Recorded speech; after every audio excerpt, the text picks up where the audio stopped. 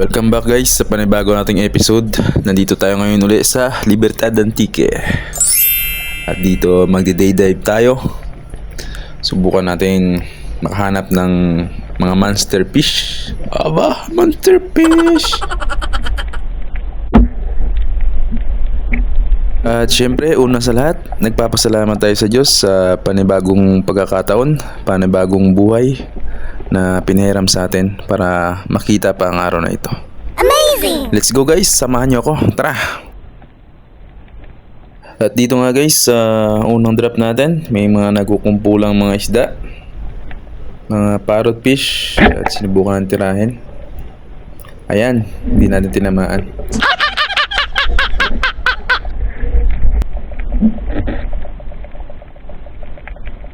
At dito naman, may nakita tayong isang parrot fish ulit. Ayan, tumingin pa sa atin. Hindi rin tinamaan. Sayang guys. Amazing! At dito naman mga Kaspiro, una tayong nakascore. Isang GT or Giant Toblerone, isang bat fish. Ayan, tinamaan natin. At umikot-ikot na sa tali. At malabo yung tubig natin guys dito sa taas. Pero pagdating mo sa ilalim, malinaw naman. Gawa nga ng habagat. Kaya malabo yung tubig sa taas. Amazing! At dito nag-drop tayo. Sumilip-silip tayo. At may nakita ako sa dito banda. Ayun, tinira ko. Isang parrot fish. At ito na nga guys, niretrieve na natin ang tinamaan ko na parrot fish o isang kalolong. Bawal daw ito kunin guys kasi ito daw yung gumagawa ng buhangin. Pero ang totoo guys, wala pang batas sa Pilipinas na nagbabawal na kunin ang isdang ito. Pero pwede naman itong i-konsumo. Sustainable lang guys. Yung konti lang, pang ulam-ulam lang. Yung hindi naman sila mauubos.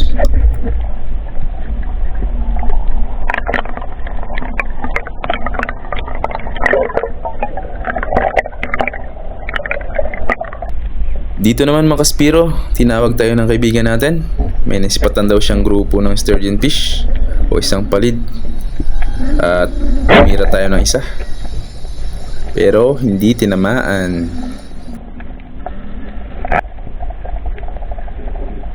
At dito naman mga Kaspiro, habang dahan-dahan tayong bumababa, meron tayong napansin. Ano kaya ito? Dito sa bandang kaliwa natin. At lapitan natin. At nung inilawan ko na, ayun. Isa palang lobster. Ayan, medyo may kalakihan na rin. At nung dinukot na nga natin, ayan, napakailap, pumasok sa butas. Pinabayaan na lang natin guys.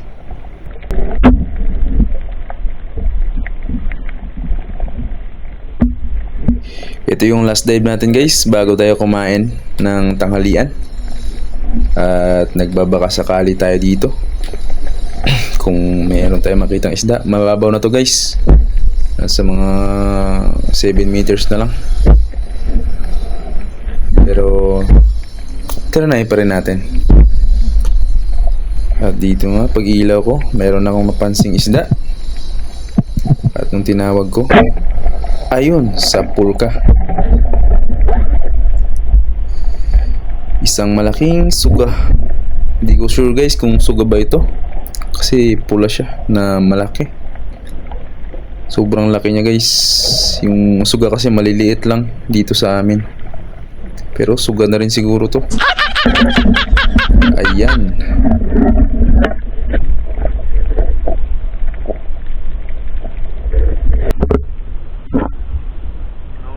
Nakita yung ginikanan yung mga itsura.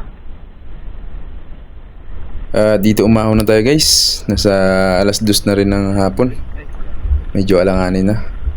Pero babalik pa daw. Kaya kumain muna kami. Ito pala yung huli natin guys.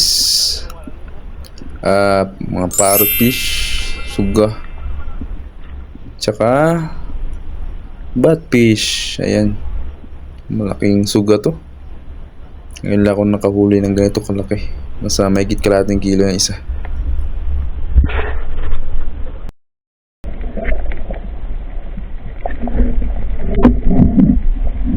Dito nga guys, alas 3 ng hapon na tayo nakabalik.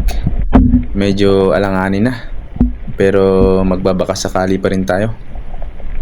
At dito may naspatan ako. At titirahin ko na. Ayun, hindi tinamaan. Sayang.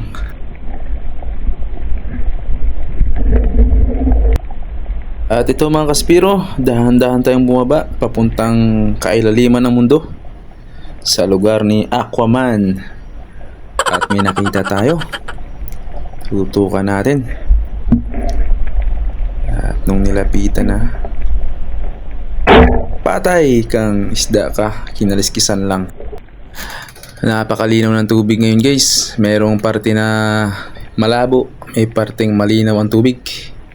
Hindi natin maintindihan kasi nga meron ditong ilog. At ayun, nakascore na naman tayo, isang parrot fish. Hanggang parrot fish na lang tayo ngayon At hihilahin natin to guys, paunti-unti, pataas. Alam nyo guys, sa totoo lang, naawa ko kumuha ng parrot fish. Kaso mas kawawa ako pag umuwi ako ng walang isda sa bahay. Bubugbugin ako ng asawa ko.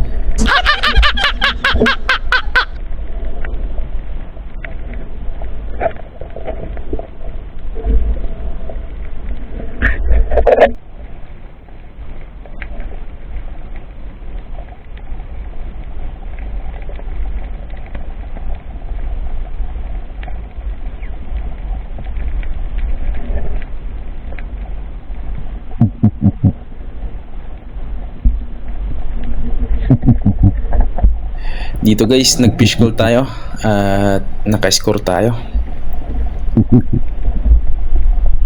Nakukuha ulit tayo ng isa. At ayun, hinila pa nga.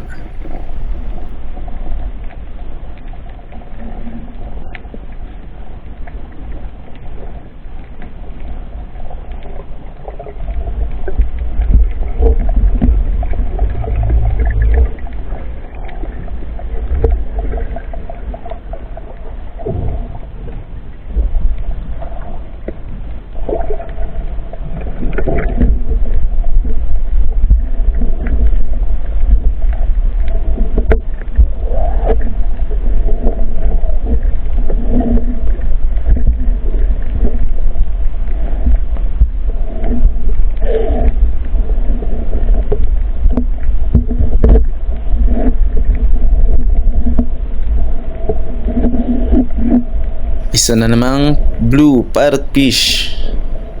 Ayan, good size na rin guys.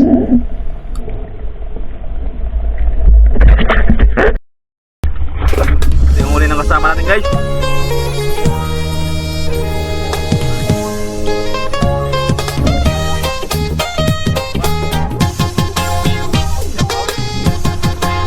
Sitting happy last night, about 10 degrees, doing our first meet eyes on you.